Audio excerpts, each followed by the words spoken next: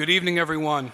Welcome to the William J. Conboy Legislative Chambers. My name is Andrew Joyce, and I serve as chair of the Albany County Legislature. The rules of the Albany County Legislature allow for a period of public comment before our monthly meetings. Our rules prohibit members of the public from questioning legislators and prohibit us from questioning you. This is your time to speak and our time to listen. Your input and your commitment to come speak here tonight is very important to all of us. In accordance with our rules of order, speakers will be allowed 3 minutes each, and I ask everyone to please silence their cell phones and any other mobile devices.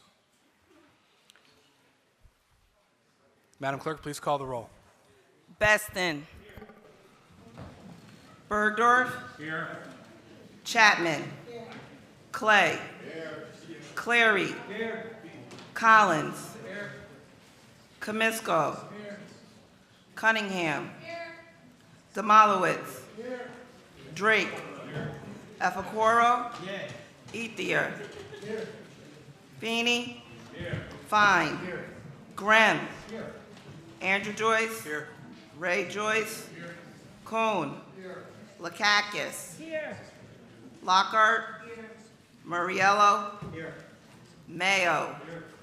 McLaughlin. Here. McLean Lane. Here. Miller. Present. O'Brien. Purley. Here. Peter. Here. Plosky. Here. Reedy. Here. Reinhardt. Here. Ricard. Present, Madam Clerk. Simpson. Here. Smith. Here. Tunney.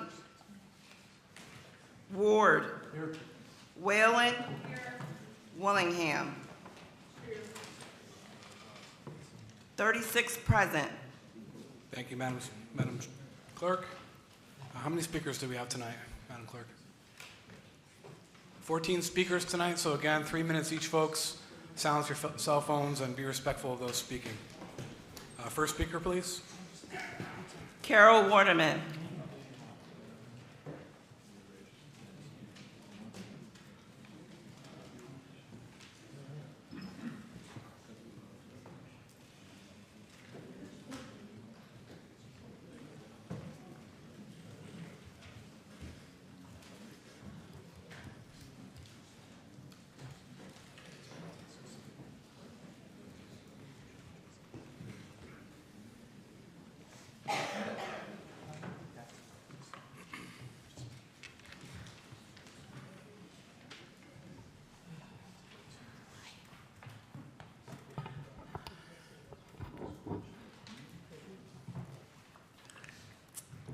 Hi. I have two topics I'm going to talk about tonight, but first, just an announcement. I sent all of you, or actually Nicole did all the work, and sent all of you. It's a New York Times article about the wonderful things they're doing about reparations in California. And it started with what I want you to start with, a panel. So, which won't cost you a cent to do that, because it's all volunteers. Okay. I want to talk about first sexual harassment. When serial abuser Cuomo resigned after 11 women made allegations of sexual harassment, which was not just he said, she said, but he said, she said, she said, she said, you know, etc. Anyway, when he resigned, many people, including I'm sure some in this room, breathed a collective sigh of relief. It's over, except that it isn't, and I don't know if it ever will be. I'm one of those who not only didn't think it was over, but stood right here and said, for the victims, it's never over. And nothing could be clearer that it's never over. From, you've probably seen in the Times Union, they ran the same article several times, including very recently. And what it was about was that the women who accused Cuomo are being subpoenaed to testify. And by the way, only some of them about that, but apparently all of them about a case that's going to be ongoing where one of the victims got charges filed. So, 1 minute. yeah, they're going to be re-victimized all over again by this system. And when Mr. Soros refused to go forward on Brittany Camisso's case, he said, oh, but I invite women to stand up and, be willing to complain. Well, I'm going to tell you right now, and you all see that I'm a pretty assertive person, and some of you have sought me out to say I had moxie the last time I was here. Well, I also have a brain. And that brain tells me I'm sexually harassed. Will I try to get the system to work for me? Right now, my attitude is no way in hell. Okay? Take care of it one way or another myself. It doesn't work. It just re-victimizes. You get trashed all over the place. And if you think you're doing this for other women, you got to ask yourself, really, how has that worked out in the past? And the answer is not well. That's time. The other topic I want to talk about. Carol, that's time. Thank you. I want to talk about Lincoln Pharmacy. I'll do it next time. See you next month, Carol. Yeah, oh, you surely will.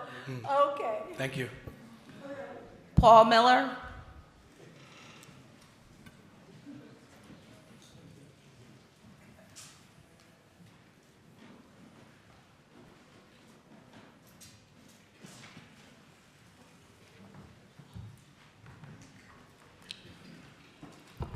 Good evening. I'd like to thank you all for allowing me to speak tonight.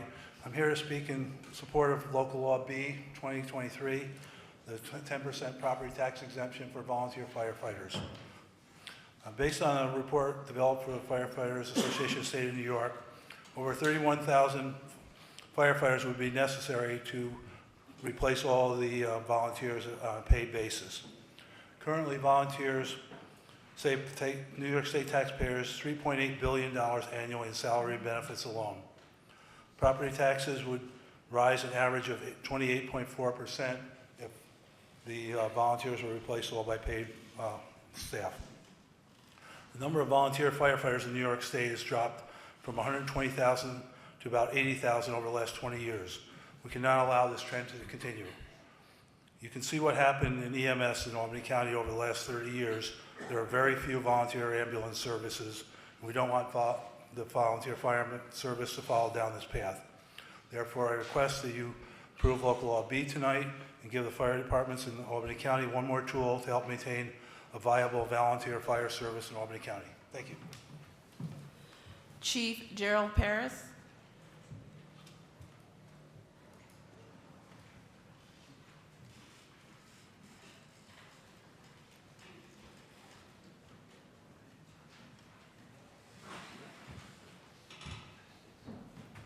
Good evening, everybody.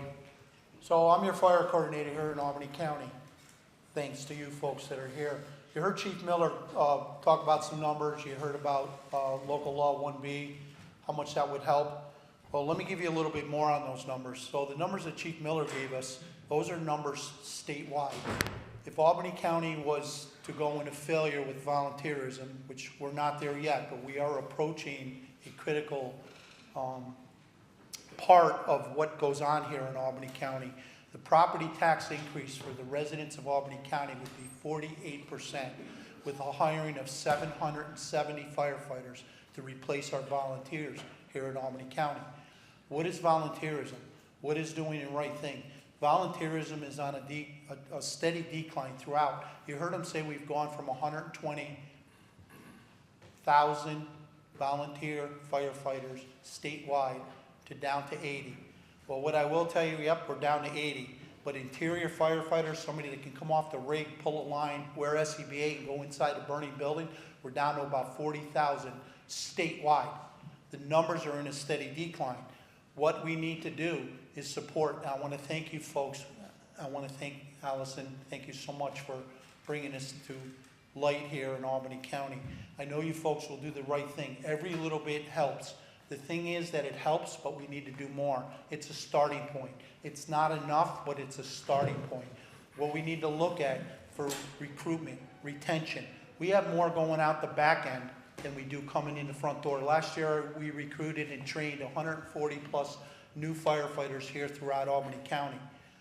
With that number, sounds good, sounds like a lot of people. The state has helped us with some new legislation to help pay for that firefighter to get the new training. But we talk about training, we talk about recruiting, we talk about bringing those new firefighters in. Well, to do that, we need a place to train. 1 minute. Thank you, sir. We need a place to train. With a place to train, in order for me to train, I got to recruit. In order for me to recruit, I need to train. Our fire training centers here in Albany County are on a steady decline, which most of you folks will hear about probably later in this month, how I'm coming to you with my hip pockets dragging, looking for help. But hopefully you'll all pass this bill tonight. It's a step in the right direction. And thank you so much for allowing me to serve the county and serve you. Thank you. But one last thing, I'd like to thank the legislature for that money last year for the Explore Post programs. That money's being distributed and it has gone a long way with many, many thank yous to you folks. So thank you very much. Deputy Fire Coordinator Bob Stevens.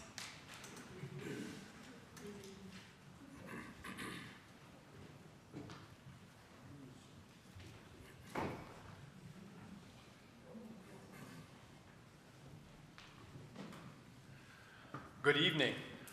I am here this evening to also speak on behalf of the legislation to provide the 10% property tax credit for volunteer firefighters and EMS personnel in Albany County. I am a deputy fire coordinator in Albany County, and part of my role is to recruit and to help retain volunteer firefighters. I'm also a 57-year member of the Shaker Road Loudonville Fire Department. There are 42 fire departments in Albany County, the great majority of which are volunteer departments. My department, Shaker Road, responded to 935 alarms in 2022. We had 68 firefighters who individually responded 6,259 times to alarms, both fire and EMS. In addition, those volunteers attended individually 1,492 drills or training courses, and they put in 864 work details. And that's not all. Members also volunteered more than 10,000 duty crew hours in station in 2022.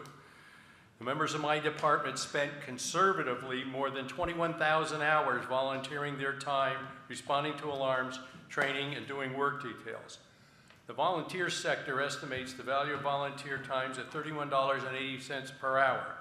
Those 21,000 plus hours had a value last year of more than $667,800. All of those hours at no cost to the taxpayers of our fire district, the town of Colony, and Albany County. Yet despite all of those donated hours, we still don't have enough volunteers. Our personnel resources are stretched way too thin. And the story of our department is the same story in the other 35 volunteer or accommodation departments in this county. Not enough volunteers. We are grateful that you recognize we need help. Property tax credit will be beneficial in our ongoing efforts to recruit and retain volunteers, and we thank you for your support that you will give us by enacting this legislation. Thank you. Bill Panage.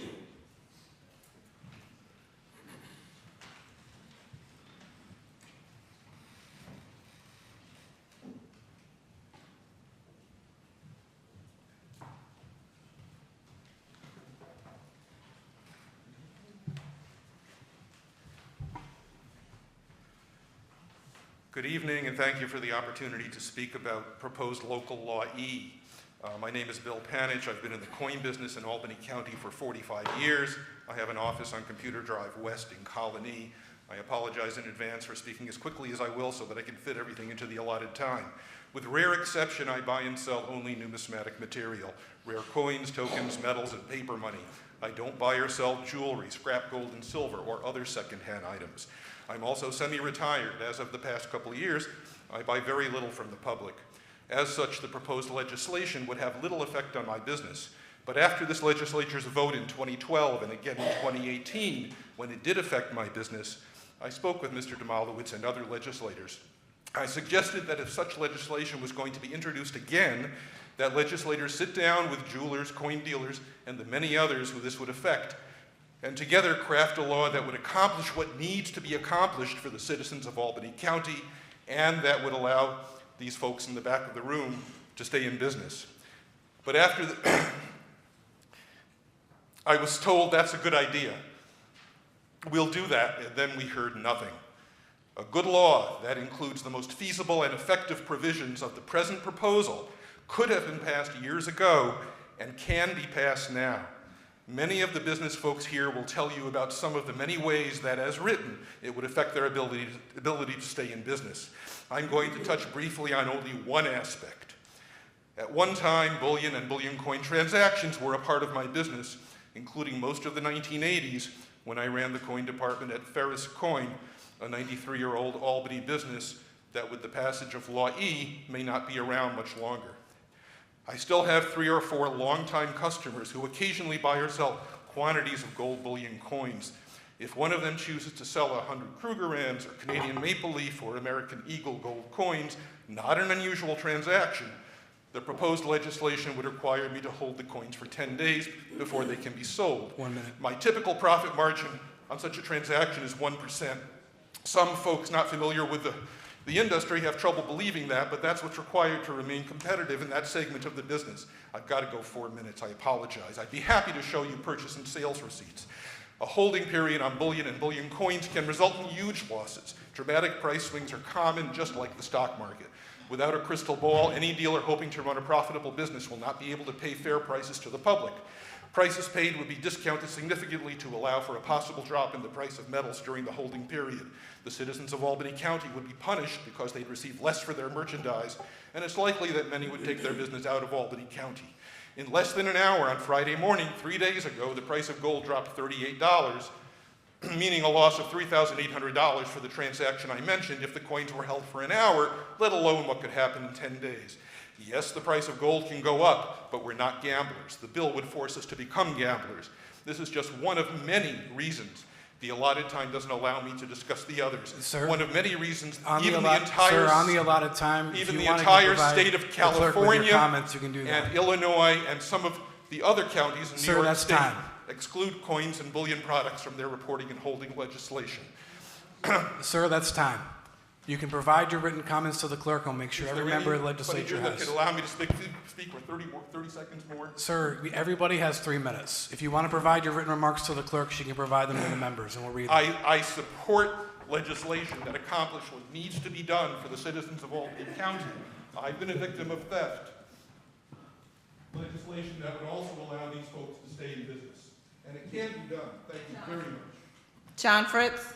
And as a reminder, folks, if you do have long written comments, provide them to the clerk, and the clerk will provide them to the members to review and read. If you can't complete it in 3 minutes. We do have many speakers tonight. We do need to start on time. My name is John Fritzy. I own a jewelry store in Bethlehem, New York. My family's been in this county for 3 generations as jewelers. And this law E that I'm going to talk about, would be highly detrimental to my business. I'm going to skip a lot of this because obviously I was told 5 minutes to start with, now I'm down to 3. Basically what happens in my business is people come in and they want to sell a lot of items they either inherited or they want to have made into other items or whatever. So I end up with a bunch of scrap that needs to be sold immediately to pay my bills. I need to be able to recoup that money instantly, and for the same thing as Bill said, as the market fluctuates up and down, I could have a huge loss on my business. I also work on a very low profit margin, being mostly wholesale, somewhere around 10% in the jewelry business, and most of you will not believe that either. It's also nearly impossible to categorize thousands and thousands of items that pass through my hands in the space of a year. Most of them are costume jewelry. There's zero value to this stuff. But according to the law, I would have to list everything and turn this over to the sheriffs. Let me just skip along here. One thing that's a big problem in my business is I found that a lot of jewelers are not educated enough or have the equipment enough to appraise gemstones or appraise the metals and stuff like that. I am continuously asked to confirm what the value of metals are and what stones are by other jewelers. I do work for 6 states and I'm doing this. So it's not just Albany County. Most people don't know there's 44 common blue stones and there's 54 common red stones. How is an average jeweler who has no equipment whatsoever or no education going to be able to determine the value of a stone in order to turn it over to the sheriffs to protect themselves against a kind of a theft? Photographs are not helpful. Being a gemologist, I can tell you right now, I cannot identify a piece of jewelry from a piece of photograph. 1 minute. So how do I expect the law enforcement to be able to prove that? The law states I also need to buy a permit, put up several notices on display and be fingerprinted for the privilege to give you the amounts, which amounts to me like free appraisals. Okay, and my education costs thousands of dollars. I have hundreds of hours into that effort.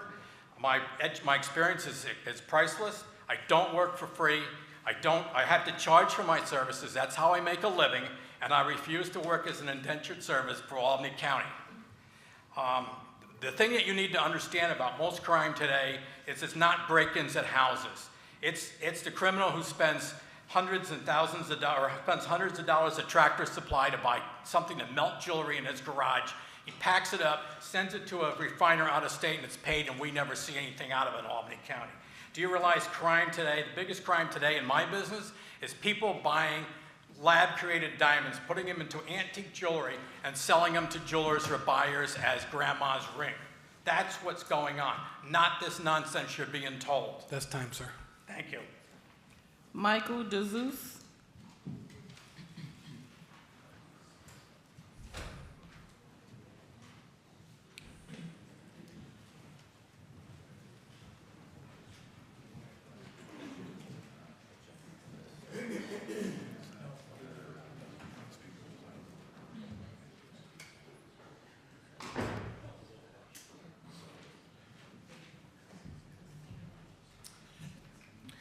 Good evening. My name is Jeffrey DeMiss. I'm here to speak against 2023 Local Law E.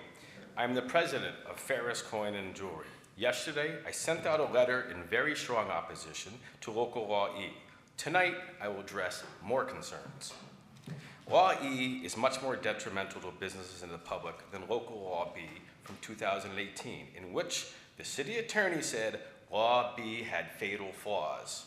This new proposed Local Law E, which is very long and complicated, treats Albany County businesses and citizens who deal in secondhand goods, antiques, stamps, postcards, comic books, magazines, used sporting goods, as per Section 8P. In addition, coins, bullion, jewelry, collectible currency, tokens, on and on, as criminals. Criminals who need to be fingerprinted for a license application and charged with a Class A and or Class B misdemeanor, along with fines of $500 for each violation. Here are a few examples of Section 18A and 18B under penalties. Any secondhand dealer who fails to comply with the provisions of Section 3, upon conviction, will be guilty of a Class A misdemeanor. Section 3 is the list of definitions. Wow, but wait, this law gets worse. Anyone can be charged with both a Class A and B misdemeanor for violation of Section 16. Is it both? Misdemeanors are serious charges. Here are some unreasonable aspects of this law. For example, Section 16D states that if the acquisition is made from a seller who is also a precious metals exchange or secondhand dealer, the dealer purchasing the item shall also record the business name and address of such seller and a statement by such seller regarding the number of days the item was held by such seller prior to instant acquisition. No business can physically and financially afford the manpower and time to document and or photograph every single item that precious metals dealers purchase in public and other dealers as this law states or be charged. The requirement to write up every single item purchased from another dealer who is complying is unreasonable. In addition, write up and photograph items to the public at the same time. We as business owners and employees have the legal right to go home at the end of our business day. This law would not allow that. Demands of the law and the penalties are wrong, and the law will destroy businesses. As per Section 12D, coin shows, we provide essential services to the community. We dealers take great pride in providing fair market prices. The massive manpower requirements for the Sheriff's Department to lawfully enforce all aspects of the law will be costly to taxpayers and unfeasible. Here are a few examples. The lawful enforcement, as stated for Section 8.4 of garage sales, yard sales, estate sales, moving sales, is overwhelming. Section 8-4, none of the items offered for sale were purchased by the seller for resale or received on consignment for purpose of resale. There are hundreds of these sales every week in Albany County. This will require a sheriff's garage sale task force, as per Law E, to interrogate every garage sale, yard sale, estate sale, moving sale seller to show proof of every item, as whether it was purchased by the seller for resale or received on consignment, as per this law. Another task force will be necessary to enforce Section 8P, which lists all these different things to That's monitor time, sir. countywide the secondhand. In summary, Local Law E for 2023 creates major compliance costs to businesses, constituents, the sheriff's departments, and will drive good business out of the county. Reduce the dollar amounts offered to the public for the precious metals, coins, bullion, and other items. Create significant sales tax revenue for loss of Albany County. I respectfully request that you vote no on flawed Law E. Thank you. Dennis Holzman. And just so folks know, local law E is being referred tonight to a committee, not being voted on tonight.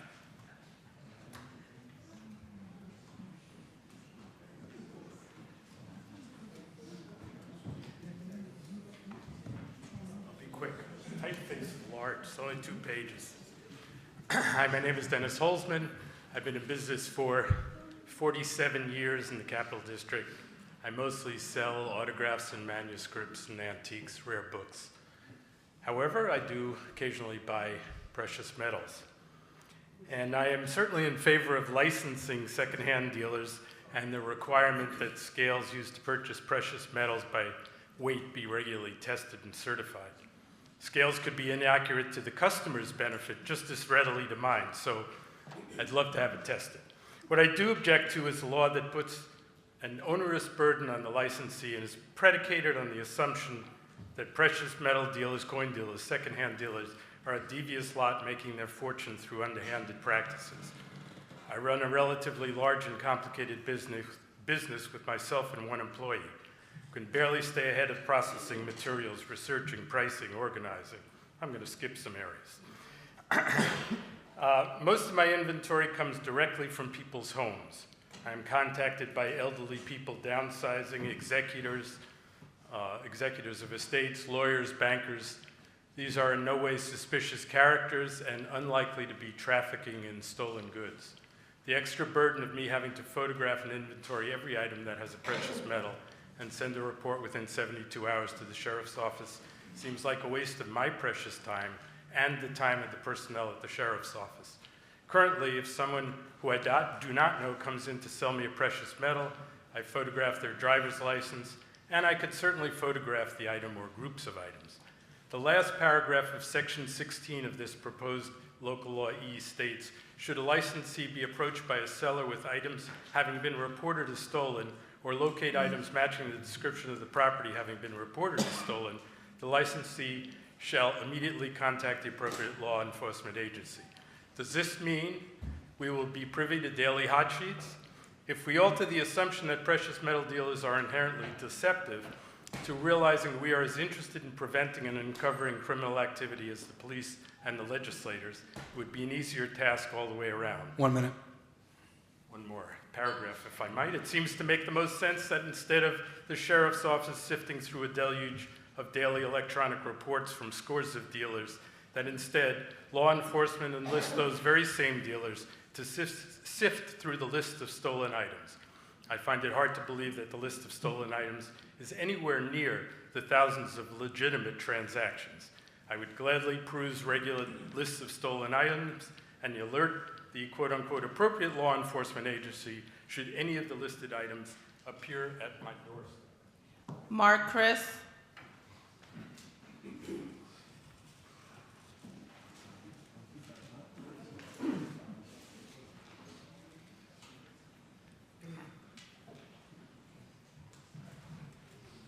Good evening, everybody. I'm just going to briefly identify myself. I'm an attorney. I've been involved with the issue of secondhand dealers and pawnbrokers since approximately 2008. And I litigated a case through the whole of the New York court system up to the Court of Appeals, most recently ending about 2 years ago. I want to start just by giving you a sense of where I see this whole circumstance. First of all, most of us make judgments based initially on intuitions. intuitions are what we start from. And there's a cultural supposition that pawnbrokers and secondhand dealers are essentially fences for stolen property. I cannot believe that the statistic that New York City used to justify their law, which passed, and parts of it were held unconstitutional, parts of it were invalidated by virtue of the breadth of the law. The statistic they used, and I'll quote, they had 700 licensees, pawnbrokers, secondhand dealers in New York City. They looked at 150,000 transactions. And out of the 150,000, 15 of them were suspected of being stolen. And of the 15 that was suspected of being stolen, I think we're finding that it came down to about 10. It's 1/100th of 1%. This is essentially taking a nuclear bomb to blow up a mouse. It's absolutely insane. A person coming with a piece of stolen property into a business in Albany County, virtually all of them would have video cameras, virtually all of them require identification. There's plenty of reason why a thief would choose other ways of getting rid of what he knows is stolen property, i.e. Online dark web, online eBay, anonymous accounts. The Miller case, privacy. The United States Supreme Court said people who use a traditional bank have no privacy rights. Congress came in the mid-'70s and said through the Bank Privacy Act, people have privacy rights in their banks. Last year, Janet Yellen proposed $600 transactions be disclosed to the police, or to the government officials, federal officials. That was rejected by Congress. Poor people who use a pawnbroker have every much right to have the privacy of their transactions as just as much as wealthy and middle-class people. Lastly, and this is a Swiss cheese law. If you're going to do this law, and anybody with half a brain is going to get in their car and do a transaction in Rensselaer County or Saratoga County, there's a bill pending in the state legislature that, if adopted, would at least make this uniform and wouldn't be driving businesses out of Albany County if it was uniform throughout the whole state. And you create a mechanism that makes at least a whole lot more sense than this. And with that, I'll thank you ahead of time, and I'll thank the chair. Thank you. Marco Flag.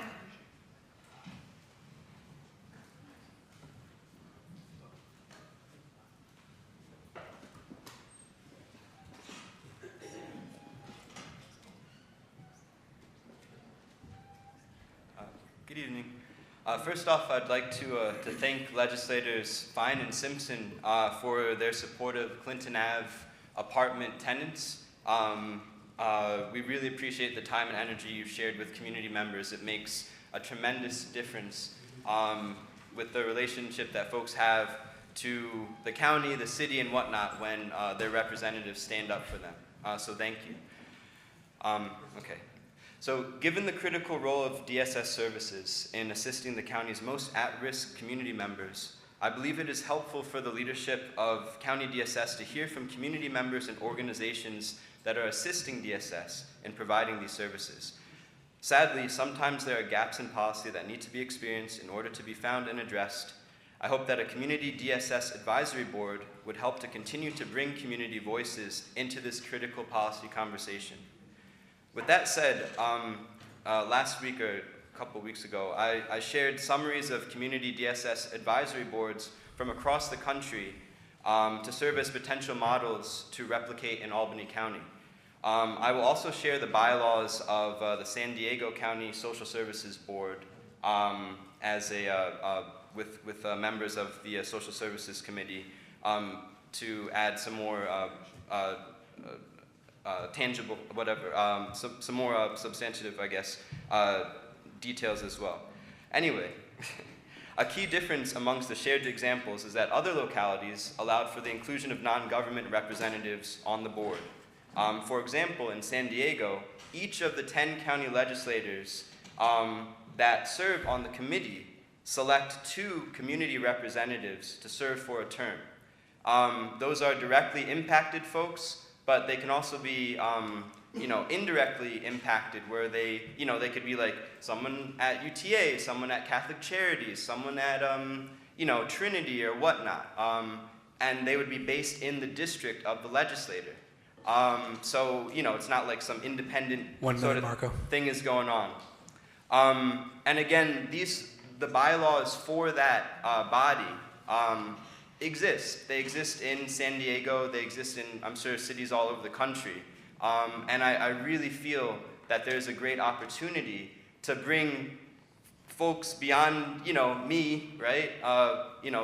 Diverse folks from across the county, right? Because people from all over this county depend on social services. And so these diverse voices need to be heard. And my colleagues at UTA and other comrades and whatnot look forward to working with county legislators from across the county with finding ways to pull in community members, to try to fill in these gaps in the services that make such a difference in the lives of some of our most at-risk community members. Thank you.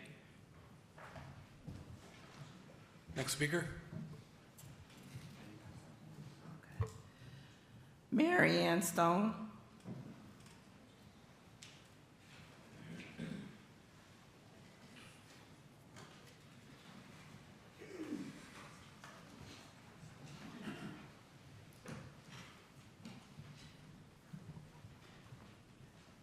Good evening, ladies and gentlemen, members of the Albany County Legislature.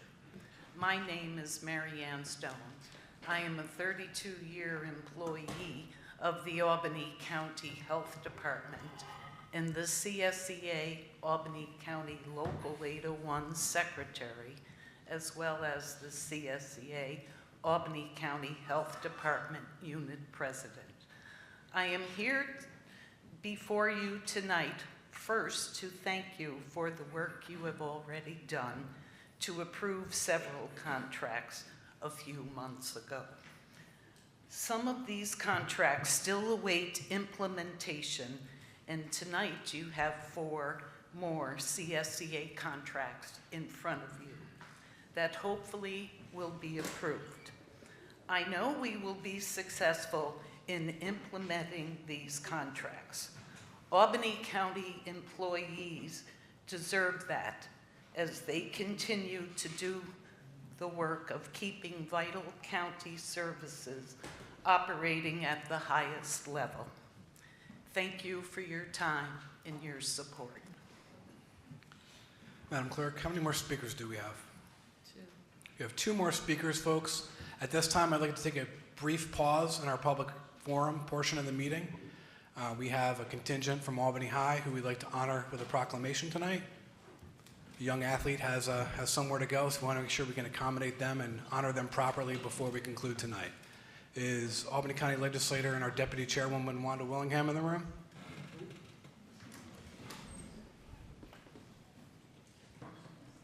Grand entrance. I'd like to recognize our Deputy Chairwoman for the purposes of honoring Albany High and noting a proclamation. Thank you very much.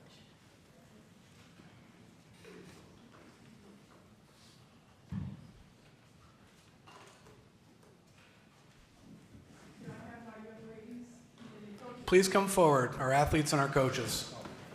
You can line up right here on the dais.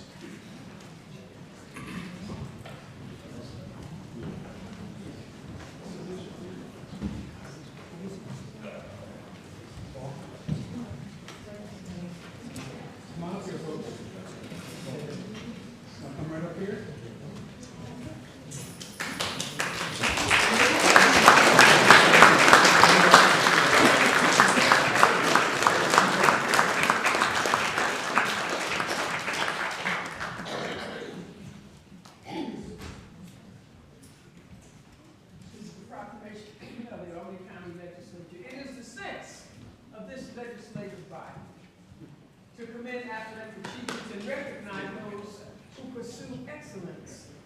becoming examples for the youth of our country.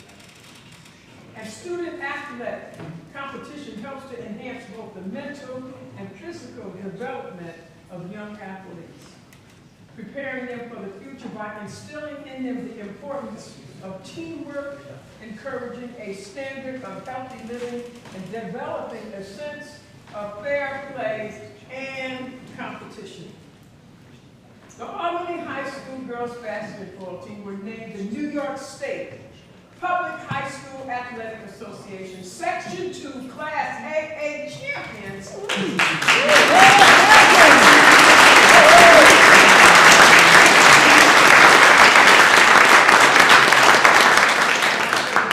After defeating Bethlehem High School in the Section 2 Class AA championship at Hudson Valley Community College. Having also won the Section 2 championships in 2022. This is the second time the Falcons have won back-to-back Section 2 championships. The first was during the 1997-98 seasons, and the Falcons headed into the New York State Public High School Athletic Association state quarterfinals with a record of 20 wins and 3 losses, which earned them the 11th place spot in the week's state rankings.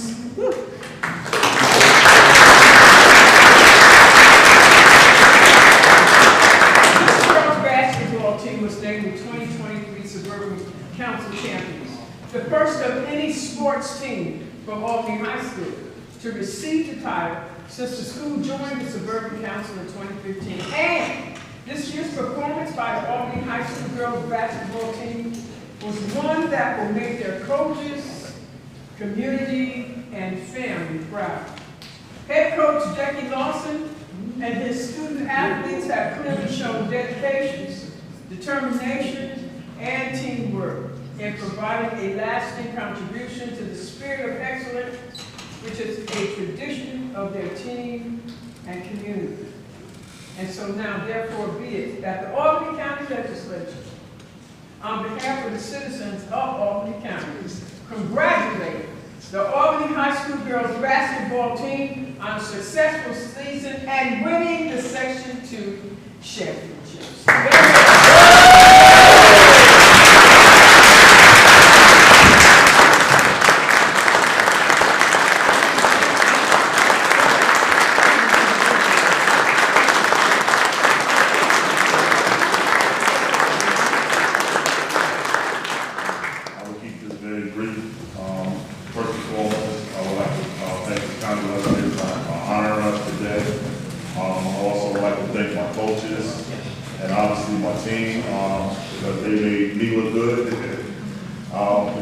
Very hard, and people know the importance of being ahead of a bunch of great ladies here today.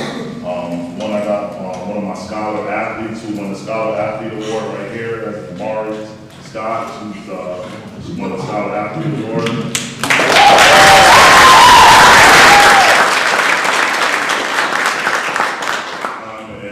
Which is not known and not spoke about a lot. We have a 96% college rate who come through our program. We've got 96% of our players that play in college.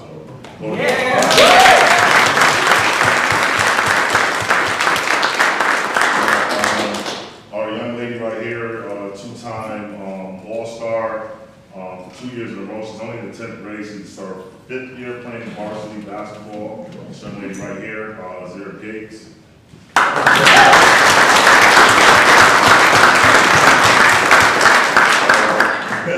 Even though this is one of our top rebounders, Nye Austin right here, one of our top rebounders. So you know it takes a team to be successful. So we can't just congratulate one individual. We have to congratulate the whole team. And I'm just proud to be the head of this, and just hoping to see you guys in the near future. Thank you very much.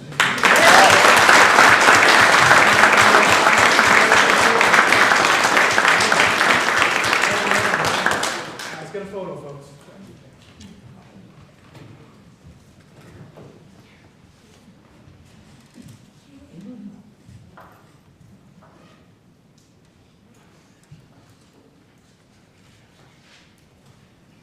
All right, go Falcons. All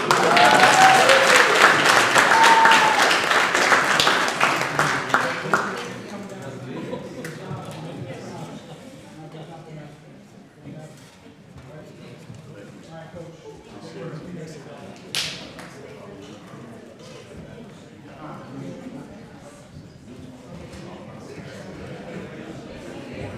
Thank you, folks. I'd like to thank our speakers for your patience.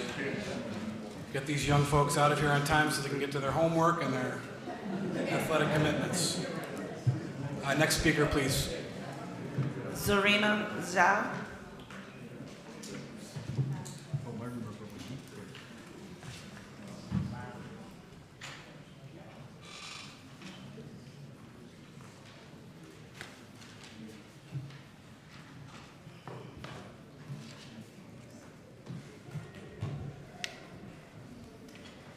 Good evening, everyone. As many of you know, my name is Zarina Jalal. I'm the supervising pharmacist at Lincoln Pharmacy here in Albany. Last month I spoke to you about an article that was published by the Altamont Enterprise about the concerns I have surrounding a contract that the county has with Genoa Healthcare, and I will continue to raise those concerns. One of the questions or one of the issues that was raised was about the pharmacist that was interviewed for that position. After that article was published, a colleague of mine reached out to me to say that they had interviewed for the position. The article had stated that there was nobody with experience that had interviewed, but this individual had 15 years of pharmacy experience in a variety of settings, including community independent, community chain, and clinical settings. You know, over the past 30 years, my family has invested millions into this community to make sure that health outcomes and disparities are improved in the most vulnerable neighborhoods. And I know a lot of you have mentioned the effort that we put into the vaccines and during COVID. And you know, I don't want recognition for that, but what I do need and what I do want, and I'm sorry that I'm getting emotional about this, but it's just,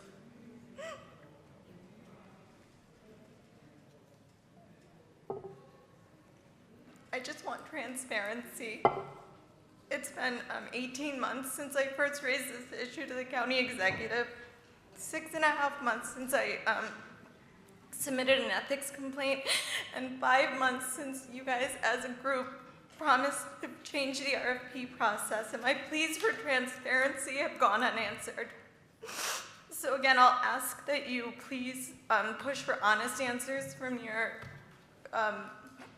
departments when you get answers in committee meetings.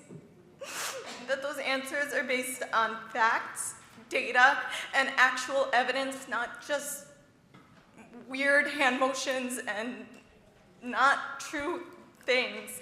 And then I ask that you actually push for real change. And when you do that, you seek input from the professionals in this community, whether there are firefighters, whether there are corrections officers, or jewelers, or our pharmacists, because when you vote on issues that impact this community, you need to make sure that you're consulting with the professionals that know what they are doing. Thank you. Jeannie Orr.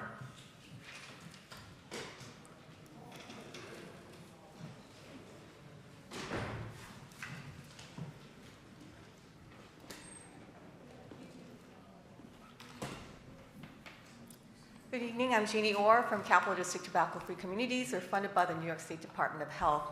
And the last time I was here, we were waiting to hear about Governor Hochul's proposed ban on the sale of all flavored tobacco products in her budget proposal, a proposal that would have had the greatest positive impact on people of color who have been targeted by the tobacco industry to use flavored tobacco products.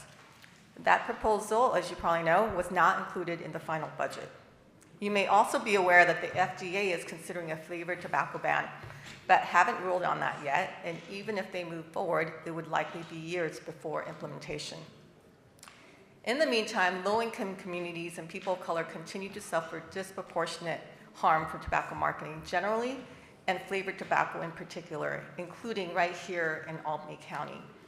And we've documented the heavy presence of tobacco retailers in low-income neighborhoods, and we've shared that information with you in the past.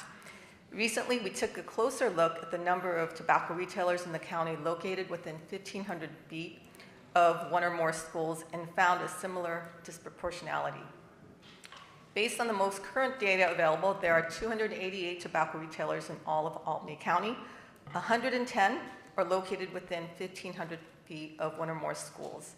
And of those 110, 91 are located in the city of Albany, with 65 of those located in zip codes 12202, 06, 07, and 10. the zip codes with the highest poverty rates. In other words, of the 110 stores located within 1,500 feet of one or more schools in Albany County, 60% are located in City of Albany zip codes with the highest poverty rates, in which only 12% of the county population lives. The schools with the largest number of retailers nearby were Brighter Choices, which had 13, Sheridan Prep and West Hill Middle School, each with 11, and Albany Learning Center, which had 10. During the week of April 24th, our staff visited all of the 65 retailers near schools in zip codes 02, 06, 07, and 10. While all the data hasn't been collated, we do have some preliminary findings we want to share with you. 1 minute. Okay, of the 54 tobacco retailers that we're able to gather data from, 69% of stores had tobacco ads outside of their stores. 2 stores had 10 and 12 exterior ads, respectively. And by New York State law, actually, these ads are prohibited. Ads and visible tobacco products are prohibited within 1,500 feet of schools. In more than half of the stores, the tobacco product display took up more than half of the space behind the checkout counter. And without exception, all stores sold flavored cigars and cigarillos. 80% of them sold cigars or cigarillos at $1 or less. Often they were $4 or $5 for $1. And more than a quarter of them, 14 stores, were selling flavored nicotine-based e-cigs, which are also illegal to sell in New York State. So it's clear from our preliminary review that tobacco products are cheap, sweet, and still widely available, especially in low-income communities. And these products are particularly appealing to young people, and in Albany County are more prevalent in high-need communities. That's time. Thank you very much. There are no more speakers. The public forum is now closed, and we'll call our meeting to order. I'd like to ask all the moms in our body to lead us in the Pledge of Allegiance. Happy Mother's Day.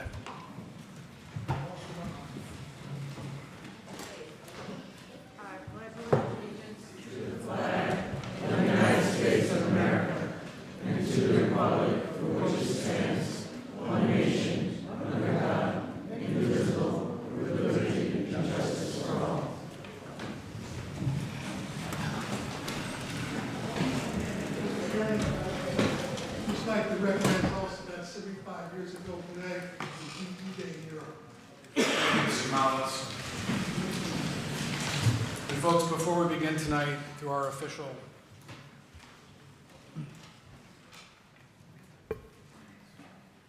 before we go through our roll and do our official business, I'd like to note the passing of former Albany County Legislator Henry Dennis. If you'll please join me in a brief moment of silence and memory.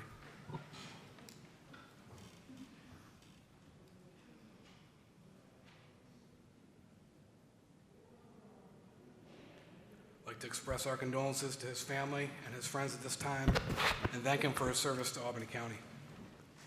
Madam Clerk, please call the roll.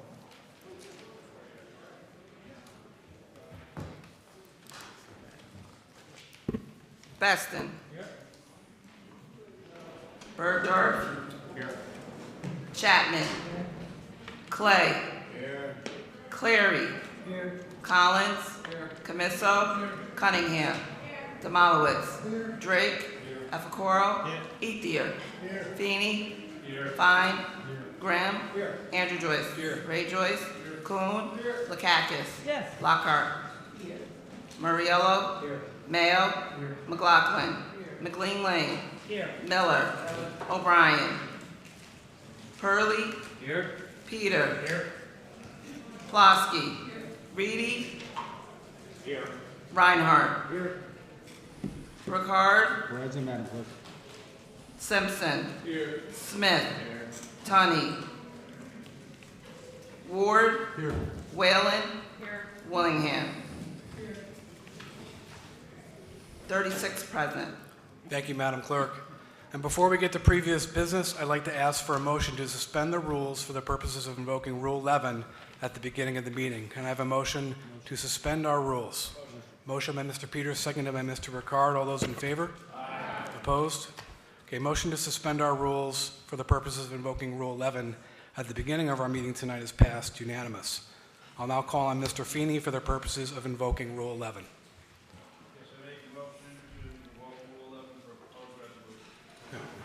Thank you, Mr. Feeney. A motion to invoke Rule 11. Motion. Second to Mr. Peter. All those in favor? Aye.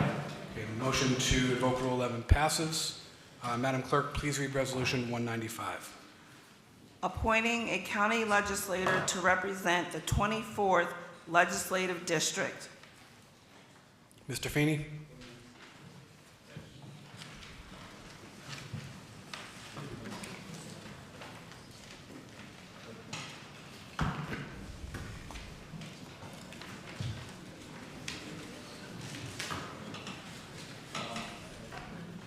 Resolved that we appoint Ellen Rosano, residing at 8 Groveland Drive, Albany, New York, 12205, to be appointed to represent the 24th Legislative District.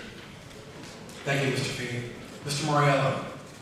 Thank you, Mr. Chairman. I rise to make an amendment to Resolution 195, and I'd like to amend the motion, the resolution, to appoint Mr. David Yule to the vacancy we have in County Legislative District 24. Just want to give you a little bit about information about Mr. Yule. First of all, his professional background: Mr. Yule is a licensed CPA who serves a diverse clientele in the private sector. He's done so for over 3 decades. Dave's talents in this area range from tax planning, business mentoring, and providing chief financial officer skills to his clients. As far as his family is concerned, Mr. Yule has lived in the town of Albany for over 30 years, and his 2 children, Adam and Courtney, both graduated from Albany Central High School. And as far as his community service is concerned, currently Mr. Yule serves as treasurer for South County Schools Dollars for Scholars. He's treasurer for the Capital District Youth Soccer Association. And Dave also sits on the Colony IDA. He wanted to be here this evening, but there's an IDA meeting, and so he had to attend that meeting. In the past, Dave was also involved in Colony Soccer Club, where he served as both president and coach of various age groups. He also arranged and organized a series of games for Colony Soccer to be played in Portugal. Dave's support for youth soccer extended to his time also as president of the Colony Central High School Booster Club. Dave was heavily involved in baseball, serving as treasurer for the West Albany Baseball and Softball Association, where he also coached several teams and age groups.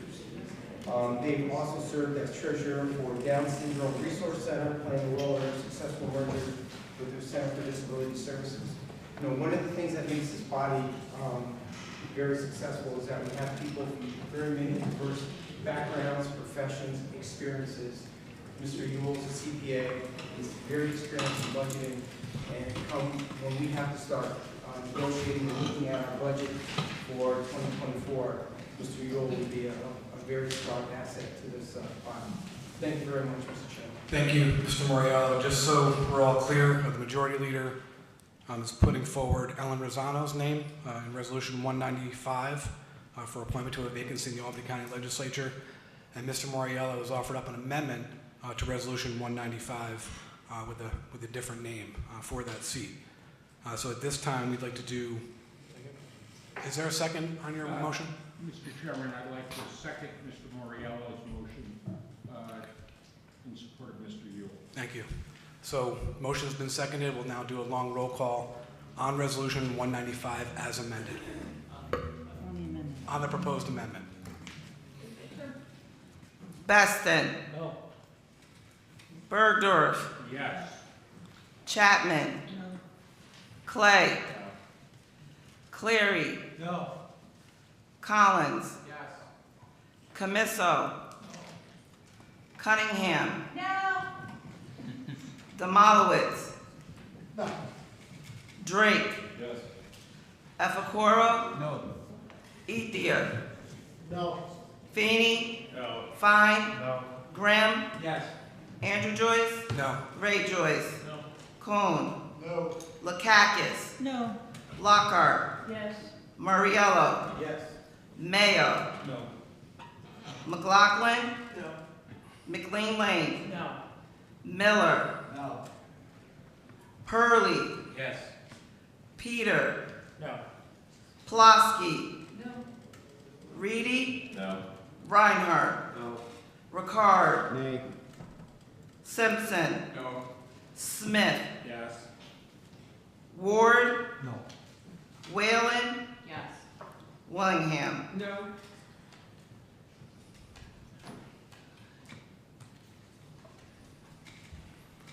Twenty-seven yes, 9 no. I mean, opposite, I'm sorry. 27 no, 9 yes. Okay, motion to amend Resolution 195 fails, 27 to 9. Before we vote on Resolution 195, I just want to know how great it is to have Ellen here tonight. Ellen and her husband, Paul, were longtime volunteers at Westland Hills Little League, a safe refuge for many kids in the west end of Albany County and the city of Albany, including me. So we have come full circle.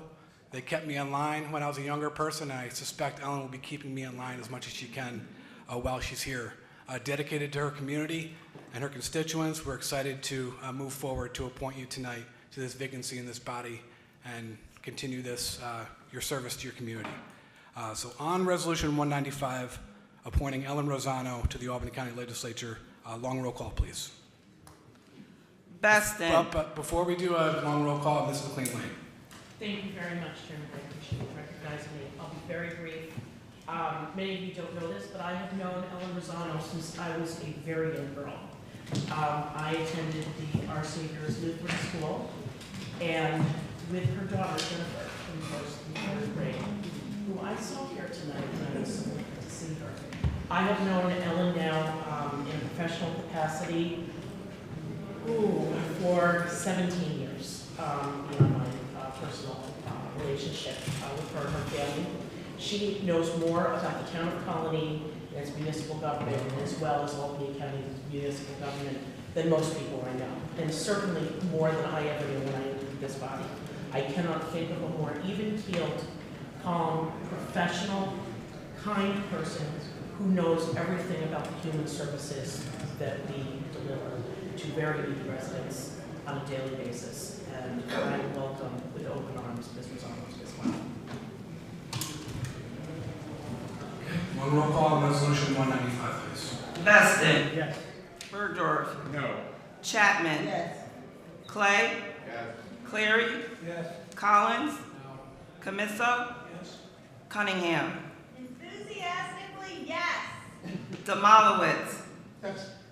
Drake. Epicoro. Yes. Ethier. Yes. Feeney. Yes. Fine. Yes. Grimm. No. Andrew Joyce. Yes, but Ray- please leave the baseball bat at home. Ray Joyce. Yes. Kuhn. Yes. Lakakis. Yes. Lockhart. No. Muriello. No. Mayo. Yes. McLaughlin. Yes. McLean-Lane. Yes. Miller. Aye.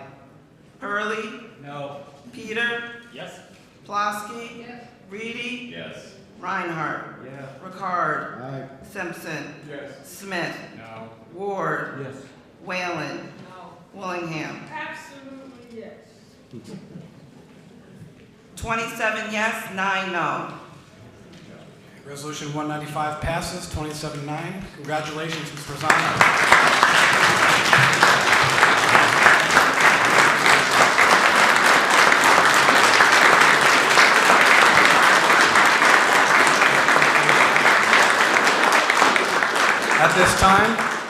At this time, we'd like to welcome up our new Albany County legislator and her family, so the clerk can officially swear her in.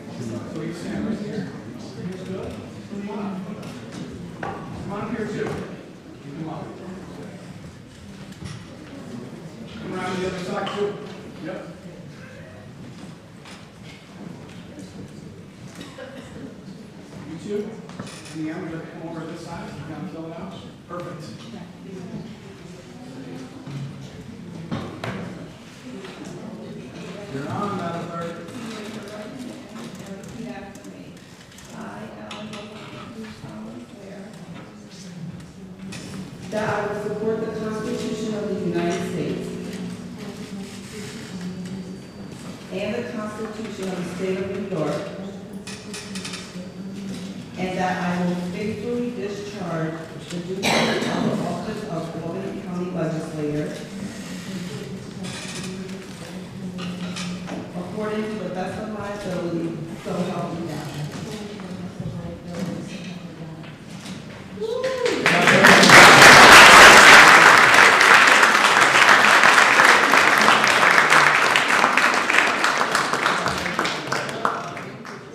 Thank you for coming tonight, everybody.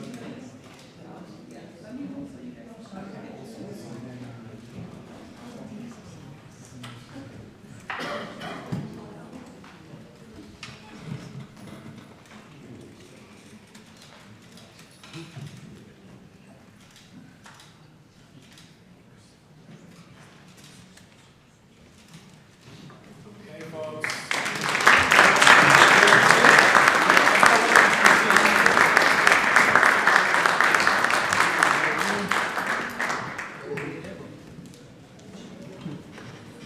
The Burgard fellow is a scary looking guy, but he's very nice.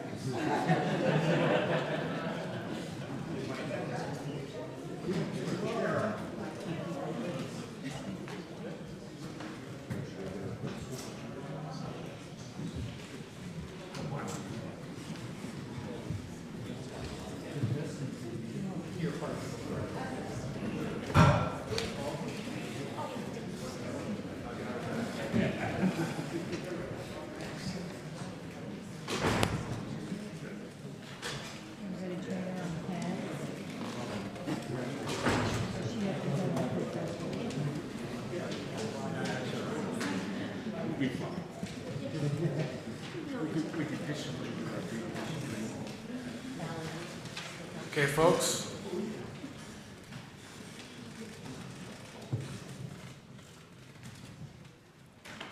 Madam Clerk, first item under previous business, please.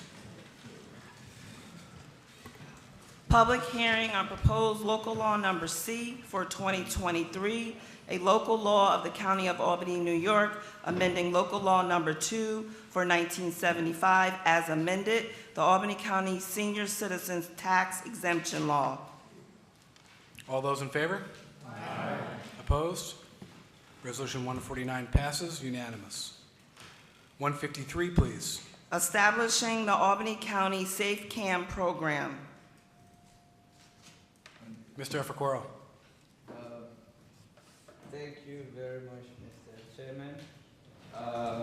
In light of the incessant acts of gun violence on our streets, and it is upon us as representatives of the people to take action, our children should not be scared to walk on the streets, nor our mothers afraid to even step out the door. The Albany Safe Camp program will serve as a deterrent to gun violence.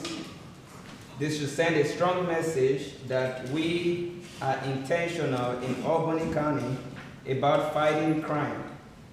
We all have a right to safe streets and that we must protect.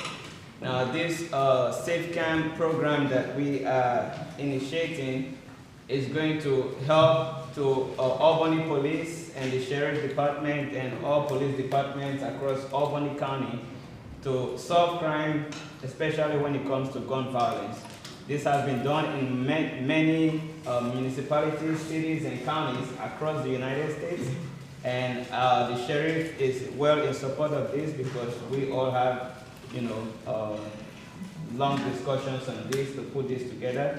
And I urge all of my colleagues to support it, and thank my colleague Sam Fine for working with me on this and everyone that has signed on to it. So thank you very much, Mr. Chairman. Okay, on resolution, Mr. Clay. Chairman, I'd just like to be added. Mr. Reinhardt? Yes, added. Me as well. Ms. Chapman, Mr. Kuhn, Ms. Willingham, Mr. Malowitz. Is there anyone that does not want to go on resolution 153? We'll add everybody. Great work, Mr. Efacoro, Mr. Fine. On resolution 153, all those in favor? Aye. Opposed? Resolution Resolution 153 passes unanimous. First item under current business, please. Authorizing a lease agreement with Trojan Energy Systems regarding suite number 24 at the MVP Arena. All those in favor? Aye. Opposed? 156 passes unanimous. 157, please. Authorizing the submission of a grant application to the New York State Governor's Traffic Safety Committee regarding a traffic safety instructor. All those in favor? Aye. Opposed? 157 passes unanimous. 158, please. Authorizing an agreement with Gorman Brothers regarding cold-in-place recycling projects for county roads located in the towns of Westerlo and Knox. All those in favor? Aye. Opposed? 158 passes unanimous. 159, please. Authorizing an agreement with Collin Industries for hauling and placing of asphalt concrete on various roads in Albany County. All those in favor? Aye. Opposed? 159 passes unanimous. 160, please. Authorizing the submission of a grant application to the New York State Governor's Traffic Safety Committee regarding a child passenger safety grant. All those in favor? Aye. Opposed? 160 passes unanimous. 161, please. Authorizing an agreement with Interfaith Partnership for the Homeless regarding emergency shelter services at the Sister Mavis Jewel Medical Respite for the Homeless. All those in favor? Aye. Opposed? 161 passes unanimous. 162, please. Authorizing an agreement with Cornell Cooperative Extension regarding the Home Energy Assistance Program. Mr. Reinhardt? No more extension on this? Noted. All those in favor? Aye. Opposed? 162 passes unanimous with one abstention. 163, please. Authorizing an agreement with Homeless and Travelers Aid Society regarding homeless housing emergency services. All those in favor? Aye. Opposed? 163 passes unanimous. 164, please. Authorizing an agreement with Schenectady County regarding the provision of evaluation services for the Children with Special Needs program. All those in favor? Aye. Opposed? 164 passes unanimous. 165, please. Authorizing preschool special education provider agreements for children with disabilities ages 3 to 5 years old. I would like to go on 165, please. All those in favor? Aye. Opposed? 165 passes unanimous. 166, please. Authorizing agreements with Spotted Zebra Learning Center and Achievements regarding individualized education programs for children ages 3 to 5. I would like to go on 166 also, please. Thank you. On 166, all those in favor? Aye. Opposed? 166 passes unanimous. 167, please. Public hearing on proposed modifications to agricultural district numbers 2 and 3. All those in favor? Aye. Opposed? 167 passes unanimous. 168, please. Authorizing a power purchase agreement with Calibrant, New York regarding the purchase of solar energy generated by a solar array at 897 Waterville Shaker Road in the town of Colony. All those, Mr. Joyce. Yeah. All those in favor? Aye. Opposed? 168 passes with one abstention. 169, please. Authorizing a site lease agreement with Calibrant for the development of a solar array at 897 Waterville Shaker Road in the town of Colony. All those in favor? Aye. Opposed? Mr. Joyce? Got it. 169 passes with one abstention.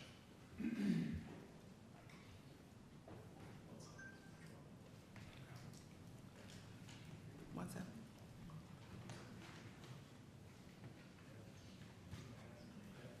Okay. Please note that Resolution 170 has been withdrawn.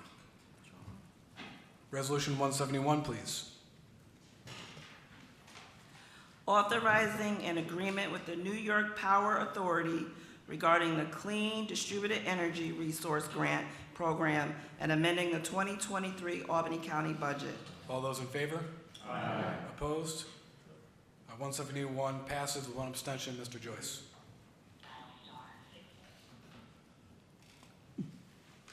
$172, please. adopting the rules and regulations for the Albany County Sustainable Technology and Green Energy Act program. I'd like to note that the language has been updated on Resolution 172. Please note the changes were put in Granicus. All those in favor? Aye. Opposed? 172 passes unanimous. 173, please.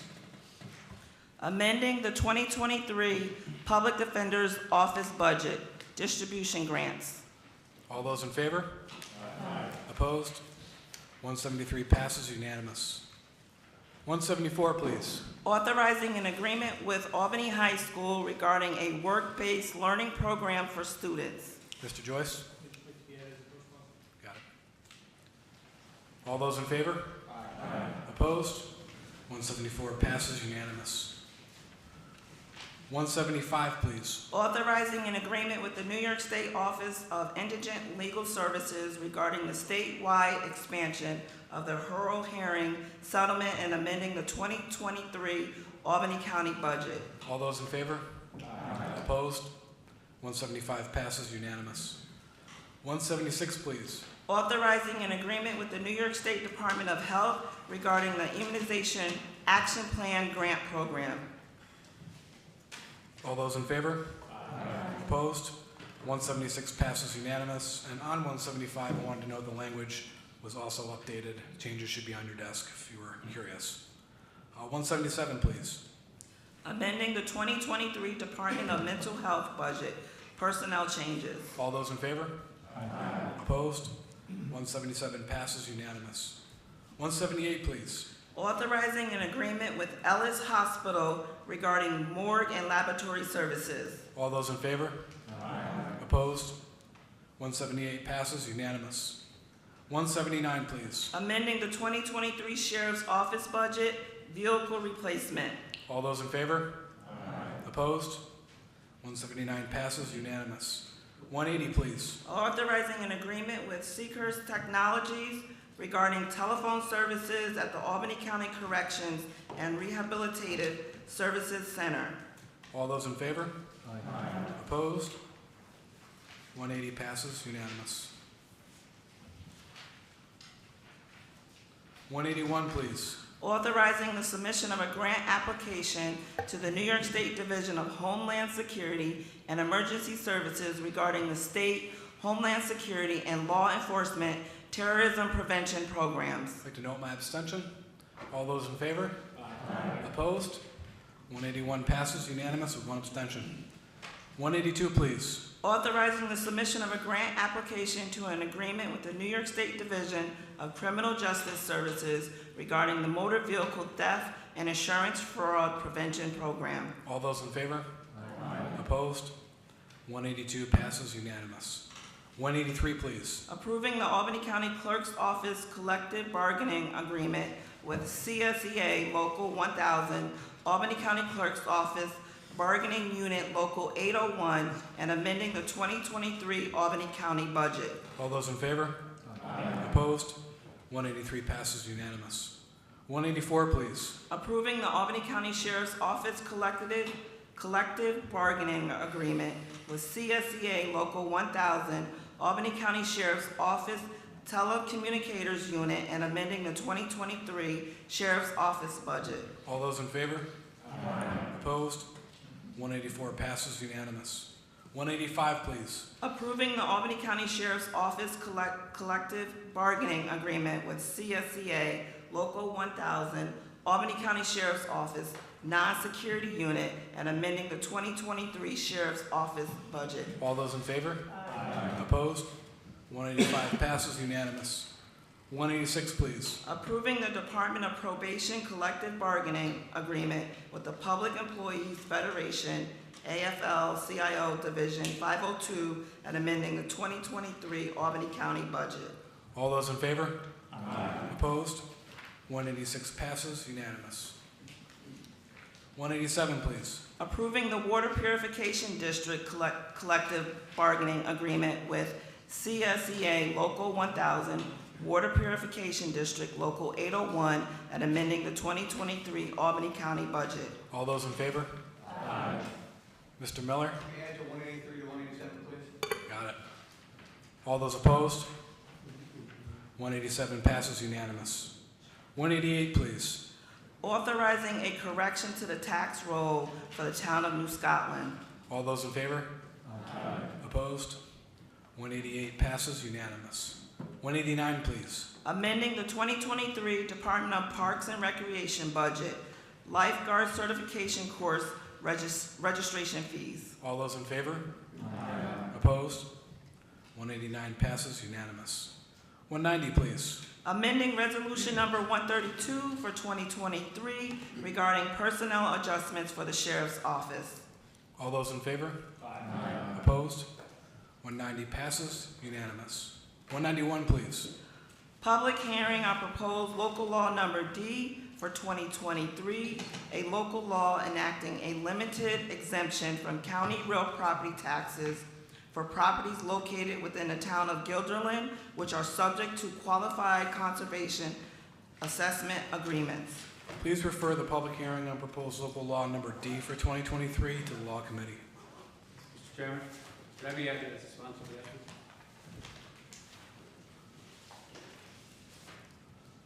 192, please.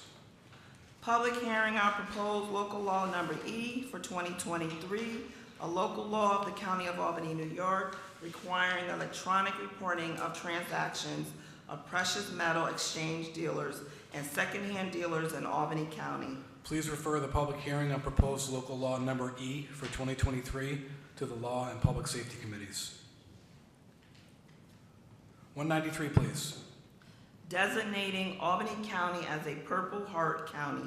All those in favor? Aye. Opposed? 193 passes unanimous. Chair? Mr. Reinhardt, Can you add me as a sponsor? you got it. Should anybody else, please? Does anyone not want to be a sponsor on Resolution 193? You all voted in the affirmative, so we can all add you. So thank you, and thank you, Mr. Smith. Important distinction for Albany County. Local Law B. Local law number B for 2023, a local law of the County of Albany providing real property tax exemptions for volunteer firefighters and ambulance workers pursuant to real property tax law section 466-A. Mr. Joyce? Could I be added as a sponsor? Yes. Me too, Chairman. Second. Let's get everybody on Local Law B for 2023 if they're not on it. Ms. McLean Lane, do you have anything you'd like to add? Well, as you know, I like to talk. I'll make it snappy. Thank you, everybody, for the support you've shown for this legislation. My district is heavily reliant on volunteer fire. And in fact, volunteer ambulance actually saved the life of my husband while we were and revived him on the floor of an ambulance. And I am indebted to them and calling MS. Just like you cannot even believe. We wouldn't be a family if we didn't have our volunteers, and my children would have never known their father, which shows you just how important and how highly I think of them. Thank you for doing this. It's important. Jerry Kurz was correct. The fact is this is just a start. We need to ensure that the ranks of these volunteer fire and ambulance are absolutely flush with very appreciated volunteers that receive benefits that will enable them to, of course, continue to do this work, and will also ensure that we continue to gain more young people into these ranks to keep this going for our community. Thanks again. Mr. Bergdorf. Thank you, Mr. Chairman. I rise to support this legislation, which I am a sponsor. I'd like to focus a little bit on the town of Colony, which is probably the largest municipality that will be aided by this legislation. In Colony, we have 12 volunteer fire departments that service a community of close to between 85 and 90,000. And we do it predominantly with volunteers because there are a few paid fire department staff in some of the companies, but they rely almost exclusively on volunteers. So if we didn't have the retention efforts to keep the folks that were in the fire departments in them and serving, and the recruitment incentive to go out and recruit new members, if we ever had to pick that up in the tax base, a paid fire department, it would be catastrophic. It would be a catastrophic expense. So this really serves the largest suburban municipality, and I assume virtually any other departments that volunteer, that serve predominantly with volunteers, including emergency medical service personnel. So I'm proud to support this, I'm proud to sponsor it, and I think it'll be a great thing for both the residents of our town and for the firefighters who will benefit from it. Thank you very much, Mr. Chairman. Mr. Wallace? Thank you. I rise in support of the resolution. As I said in committee, I just don't think it goes far enough. We here in the city of Albany have a hard time hiring police officers. This law needs to go the next step, take it a step further, and give the same exemptions to police officers that live in the city of Albany and work in the city of Albany. We need to do the more we can to get police officers to sign up to come to work in the city. And this would be another tool we could use to entice them to come, just like the volunteer firemen in some of the most affluent communities in this county. So let's not forget that either. You know, I pay for my firemen, and Mr. Bergdorf 100% correct. You didn't need a tremendous tax burden, and I don't know about volunteer firemen, but in other volunteer organizations, there's a lot of camaraderie too in being all of these fire departments. They do need to be enhanced and to get more workers, but I hope the state and the legislature up there would hope to add not just Albany Police or Cohoes or whatever, they need the cities in Albany County the same exemption so that we can get more to sign up. Thank you, Mr. Chairman. Mr. Drake?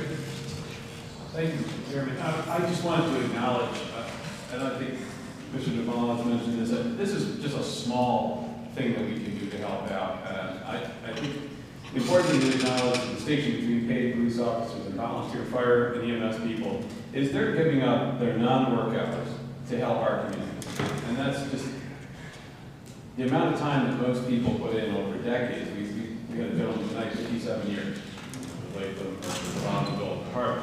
They're taking time away from their families, from their hobbies, their pursuits, mowing their lawn, whatever it is, to make us safe. And I think we need to do more of this kind of work.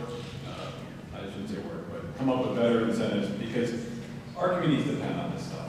Again, coming from Colony, it's really critical. And I would support, and as a sponsor of this, anybody coming up with really good opportunities here to help out volunteers and encourage participation. As it wanes, maybe camaraderie isn't enough in today's busy life, and the difficulty of making ends meet financially is one small thing we can do. Thank you. Ms. Lockhart? Thank you, Mr. Chairman. I'm really proud to vote yes on this. And I would like to say that 34 years with the Albany Police Department as a victim specialist and responding to so many incidents that involve fire or EMS was called, I know firsthand how important it is to have those volunteer firefighters there and what they really do. And I agree with my colleague Gary and that we aren't doing enough. This is a great start, and I think it's great this bipartisan support that we have. And the one area that I see in hearing from firefighters is the state has put so many cumbersome requirements on training for these men and women that they don't even have the time to become a firefighter if they want to because of other obligations. And I think that's something that maybe we can work on and help with because it's turning firefighters away from the job when they really want to be there and serve their community. So I think there's more that can be done, and I hope that we continue it. And I'm really happy to see this as a bipartisan effort, and I think we can do so much more. Thank you, Mr. Chairman. Ms. Cunningham? Can you add me, please? Go ahead. Mr. Graham. Yes, thank you, Mr. Chairman. I support the local law. I'm glad to sponsor it. It's pretty exciting that we can all do this in a unanimous fashion. You know, not all tax exemptions are created equal, and what tax exemptions do is they shift it to another body. But what's really unique tonight is how different and unique the circumstances are here. It takes a special breed to get up at 3 o'clock in the morning and go to a fire and do it as a volunteer. In fact, it's great to hear from our former colleague Paul Miller tonight. He's been in the fire service for over 50 years. So that's indicative of the kind of effort, the kind of commitment it makes. So we're taking this opportunity to say thank you. And then we understand that there are some essential characteristics. They perform an essential service. It's not like we could be without fire service or EMS. Can't do without it. Secondly, there's a terrible recruitment and retention problem that we need to help address. Otherwise, we're not going to have enough people to perform this essential service. And the bottom line is they deserve this break, and I'm happy that they're all able to agree that they're going to get it. Thank you, Mr. Chairman. Mr. Reiner. I would like to say that having been struck by lightning and had a fire at my house that was responded to by volunteer firemen in the town of Bethlehem and Selkirk in New Scotland, I very much appreciate their service. And so I would like to be added to this as well. If you vote in the affirmative tonight, you'll be added as a co-sponsor to local law day. We're going to do a long roll call now. Oh, Ms. Willingham, sure. I worked for the retirement system for over 30 years. And there are special pension plans for police officers, but also for firefighters. They can go out for 20 years with half pay. And then there's an additional service that they can get. But there's one of the things, as an individual who worked there for as many years as I did, firefighters and their life expectancy is the lowest of people who retire. When we talk about a volunteer, they not only volunteer to the time to do it, they have to be trained. It's something that is specialized. But when I think about all the people that would come into my office and sit in front of me, and the various things that they had to go through, when we think about those men that ran into those towers down there in New York City, it is no different. So what we do right here now, as Albany County legislators, we demonstrate the understanding that we have for the people who do provide essential services, as you said, Mr. Bremer. But it's something that represents what a real, not only volunteer, but what a real human being, somebody with compassion for their neighbor, for their community is all about. So I would just like to say I proudly want to sign on as a supporter of this legislation, and those who put it in, I thank you very much for doing it too. Mr. Clay. Okay, long roll call on local law B for 2023. Feston. In favor. Bergdorf. Yay. Chapman. Yes. Clay. Cleary. Yes. Collins. Camiso. Cunningham. Demolowitz. Drake. Efacoro. Ethier. Feeney. Fine. Graham. Andrew Joyce. Yes. Ray Joyce. Kuhn. Lakakis. Lockhart. Muriello. Mayo. McLaughlin. She left. McLean Lane. Yes. Miller. Aye. Purley. Yes. Peter. Yes. Plosky. Reedy. Yes. Reinhardt. Ricard. Aye. Rosano. Yes. Simpson. Yes. Smith. Yes. Ward. Whalen. Yes. Willingham. Yes. Unanimous. Okay, local law B for 2023 passes unanimous. Well done, Ms. McLean Lane, and our entire body. Local law D for 2023.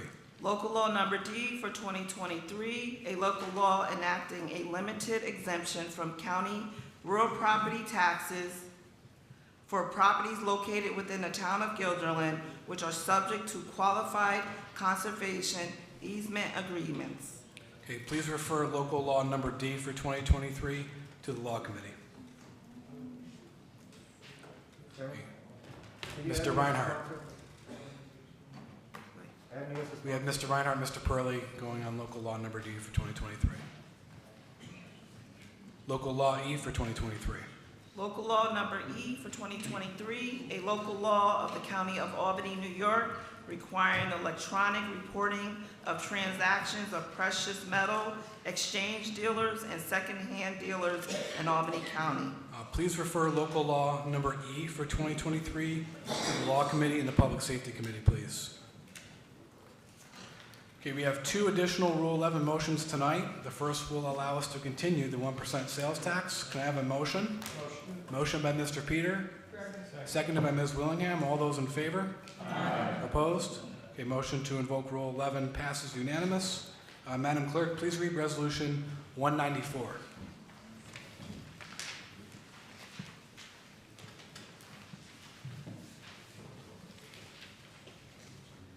Requesting the New York State Legislature to enact an amendment to the tax law to authorize Albany County to continue the 1% sales and use taxes. On Resolution 194, all those in favor? Aye. Opposed? Resolution 194 passes unanimous. The final Rule 11 is a major step forward in Albany County's process with the ARPA plan and the ARPA process in Albany County. It's an exciting step in the process that we're going to step forward on tonight. The members of the Albany County Legislature must have input on how we deploy these resources in the community. And the manner in which we do that is very important. We got to do so according to our rules, and a new rules review reform item coming out of this Rule 11 motion tonight. But it's important that we do so efficiently and effectively to make sure these important resources are deployed, in Albany County. So I have a motion to invoke Rule 11. Motion by Mr. Peters, seconded by Mrs. Kakis. All those in favor? Aye. Opposed? Okay, motion to invoke Rule 11 passes unanimous. Madam Clerk, please read Resolution 196. Amending the Albany County Legislative Rules of Order for the limited purpose of creating a consent agenda process for distributing American Rescue Plan Act grant awards. Okay, please refer Resolution 196 to the Rules Reform Committee, please. Do I have a motion to adjourn? Motion. Motion by Mr. Peters, seconded by Mr. Cleary. All those in favor? Aye. Thank you, everyone. Good night.